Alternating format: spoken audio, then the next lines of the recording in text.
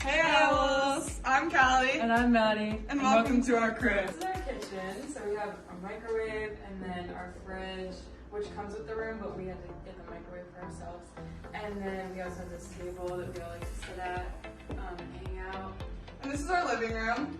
Each dorm comes with a sectional couch, and we parted ours kind of uniquely like this. They all come apart. And then we have our TV, 2 lounge chairs, and we also have these footrests, which are nice for hanging out. And now come check out the best room on campus. We like to keep it clean in here so it looks tidy all the time. And we also think the lighting is essential. We never use the big light. We love living on campus because it's super convenient when we go to classes. We're also both student athletes, so it's super nice to just get out of bed and walk to Woodward when we need to. We don't have to drive to Woodward for practices. It's also a 6-person suite, so we live with 4 other roommates who are also mostly student athletes. So it's really convenient for rides, getting back and forth to practice, and also just really fun to live with a bunch of friends. Thanks for stopping by, Owls.